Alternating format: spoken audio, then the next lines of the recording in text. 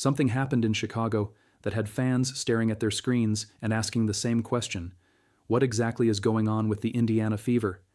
Because this wasn't just about one possession. It wasn't just about one missed pass. And it definitely wasn't just about one post-game interview.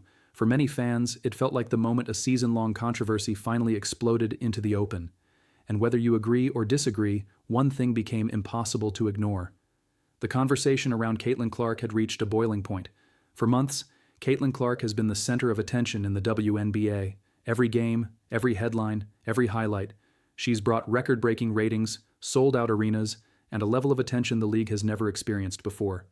But while the spotlight grew brighter outside the organization, many fans began noticing something strange happening inside it. A pattern, a series of moments that, on their own, might not seem like much. But when put together, they created a controversy that refuses to go away. And that controversy reached its peak during Indiana's matchup against Chicago. At first, everything looked normal. The game was intense. The pressure was enormous. And Clark was doing what Clark has done throughout her basketball career: producing, making plays, controlling the pace, keeping her team alive. But then came the moments that sparked a firestorm online. And that's where things get interesting, because fans weren't talking about the final score. They were talking about what happened during the most important possessions of the game. Late in regulation, with the outcome hanging in the balance, cameras caught Clark visibly reacting during a crucial sequence. The play didn't unfold the way many expected. The ball went elsewhere, the possession broke down, and immediately social media exploded. Why? Because viewers believed the situation called for one person: Caitlin Clark. The player who had been carrying the offensive load, the player who had delivered all night, the player many felt should have had the ball in her hands. Instead, the possession ended differently, and suddenly thousands of fans were asking the same question.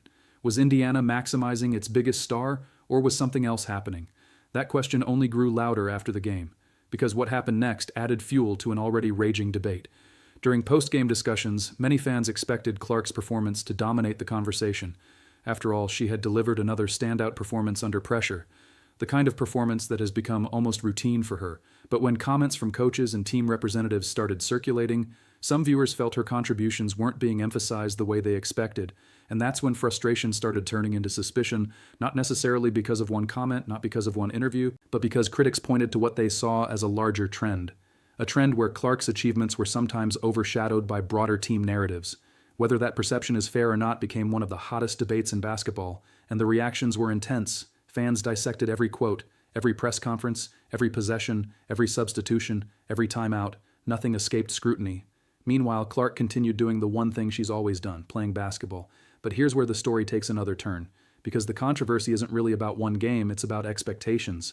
When Caitlin Clark entered the WNBA, expectations weren't high, they were impossible. She arrived carrying the weight of an entire sport's attention. Every success would be magnified, every mistake would be analyzed, and every interaction would be interpreted through a microscope. That creates pressure, not just for Clark, for everyone around her: coaches, teammates, front office executives, everyone. And as the season unfolded, tensions naturally emerged. Some fans believed Clark wasn't being utilized enough. Others argued the team was still learning how to build chemistry. Some blamed coaching. Others blamed media narratives. The opinions were everywhere. But then Chicago happened, and suddenly all those conversations collided. One game became a symbol. One possession became evidence. One press conference became controversy, and the reactions became impossible to ignore. What made the situation even more dramatic was the contrast between perception and reality. On one side, fans saw a superstar producing at an elite level. On the other side, they saw a team still trying to find consistency.